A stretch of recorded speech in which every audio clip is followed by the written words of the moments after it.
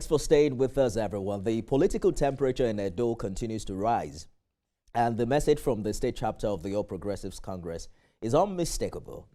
Just a day after being affirmed as substantive chairman of the party's state congress, Jarret Tenebe is leading a renewed charge, welcoming new defectors, reinforcing the Edo APC's endorsement of President Tinubu for a second term next year. At a reception in Benin City attended by Governor Monday Okwewolo and Senator Adams Oshomole, the party described the president's leadership as reform-driven and worthy of continuity and promising what it calls massive votes from Edo State. But beyond endorsements and slogans, the real test will be structure, voter confidence, opposition engagement, and the economic mood of the electorate ahead of this election. Let's talk to Chairman of the APC in Edo State, Jarret Tenebe, who joins us on the program this evening. Mr. Tenebe, congratulations on your emergence as substantive chair. Perhaps we should begin with that. Walk us through what happened behind the curtains that we did not see yesterday. Thank you, Nifemi. You see, all this while we were in the conclave. That's the only way I can put it. And because of the confidence that the leadership of the party have in me, the white smoke came out on time. So there have been intrigues, discussion, engagements, and everything before we arrive at a compromise. And we were able to do the Congress, and I came out victorious. I thank God, and I thank the people of Edo State and my party leaders and all who made it possible for me to be elected as the chairman of APC Edo State. So just as it was at the Wards and Local Government Congress, we saw an affirmative state congress yesterday suggesting consensus within your party. But can you confidently say that the Edo APC is free of internal fractions, or factions rather, ahead of this election? Yes, there's actually no cracks on the wall at all. That's the unity you saw yesterday. If there were issues, of course, by now you would have seen it that there are issues. But as I speak, there are no issues. It's a one party. The Congress was yesterday, and today you can see the caliber of people who received into our party, into the APC today.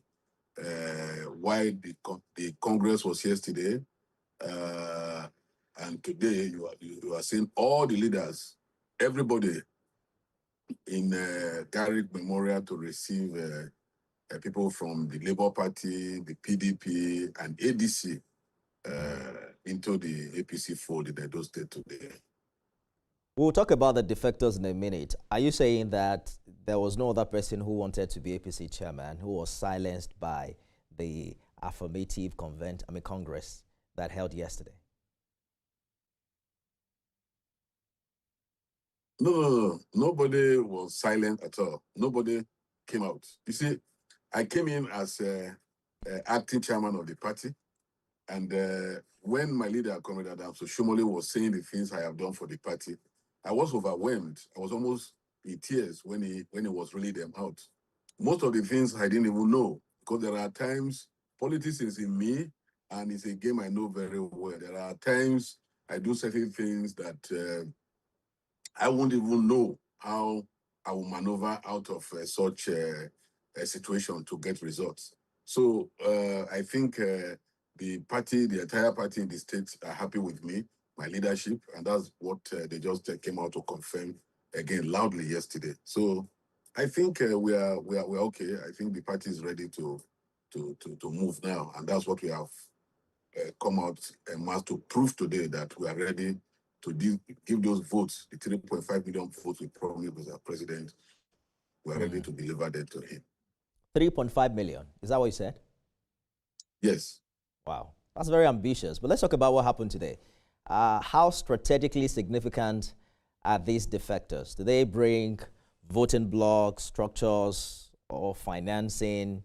What are they bringing beyond mere symbolic momentum that the APC in Edo is showing? Well, at some point I said the entire, all the political parties in Edo State have collapsed into the APC. we were serious, and it's evident, you are seeing it. The point is that APC is an organized party, and we have a governor who is elected that is doing what he promised the people. And that's the reason why you see a lot of people coming into the party. Just recently, the ADC had their issues, and they had their internal fight they were trying to put on us. But of course, today, part of the problems they had came out openly and publicly to join the APC today, because he said that every leader in APC that formed the APC, every one of them want to be president. And the wrangling that we saw that resulted to shootout last week was as a result of that wrangling within them. Because if you saw, Peter Obi came, as Peter Obi left, the second day, Rotimi Amechi came here and they endorsed him. So I think because of that problem, that's the reason why you see many of them leaving. And a lot of other people will leave the party to join the APC. And I want to ask INEC, because there are criteria that you follow to form a political party. And I can tell you that if the ADC, with the caliber of people that have left those parties to us, even the former vice president's son leaving his father to come and join the APC, will tell you the people that have left those political parties. And if some people have left the political party, I will implore INEC to go back, to go and check again if these political parties are even still qualified to remain as political parties. Because there's a number of states you'll be able to come up with before you are even registered as a political party. I think before the election, I think INEC should go back to go and reassess all other political parties to see who can be registered and who can be deregistered. I think that one is needed now with the drove out of those political parties into the APC. I doubt if INEC is going to be able to explore that before this election. You heard the INEC commissioner say that the commission is under pressure with the new election schedule. But let's talk about the chances of Mr. President winning in Edo State, because we've heard the governor say, that he's so sure the president will win, to the extent of saying he will resign if he doesn't, right? Economic reforms under this administration has been described as bold. And Mr. President himself at some point has acknowledged the painful impact on Nigerians, assuring that it is for the better good of the nation. What specific federal policies can Edo voters point to now and say, you know what, this has directly improved my life? Because I'm sure that's what you would need to be able to get the 3.5 million votes that you are anticipating, right? Yes. Let me first of all let you know, and our governor will always come out to make it very clear to everybody that if not for the money he's receiving from the president, he will not be able to do what he's doing today. If the governor is receiving money from the president and is not using the money to do what he's supposed to do for the people to see, that is when that will come in. But is getting funding from the president. That is a policy that the president wants to get money to the grassroots, and is doing it. And that's the reason why they came out with this local government autonomy, which is working in Edo State. The other day you saw the local government councils getting equipments and the rest of it all. That is a policy of Mr. President that is making the people feel the presence of government at the grassroots. So if Senator Monday Okpebholo, the governor of Edo State, was not utilizing that money very well, then the people will not feel it. But as I speak, Edo is feeling the president. Edo is feeling those policies that are driving, that is driving the economy, that is making our governor to perform. For instance, in agriculture, he's getting a lot of help from the federal government. And that's the reason why in the field of agriculture, he's doing very well. Then when you talk of security, I know that with what they are doing in Abuja as regards security, it's also getting to our state. And that's the reason why crime has totally reduced in Edo State. There are a lot of other policies that the president is putting forward that is making people, that our governor is also getting to the people, that is making the people, will make the people to come out en masse to give the president that 3.5 million votes that we promised, Mr. President. You talked about the rift within the ADC earlier on. You know that the narrative from the other side is different. They say the reason why we haven't heard much from opposition in your state is because the state government has silenced them, and that fingers have been pointed to the APC as regards the attacks that was witnessed a few days earlier. What, beyond the back and forth and the blame game that we have seen in the past days, can you guarantee, as an APC state, that 2027 in Edo will be competitive and free of intimidation even for your fiercest rivals?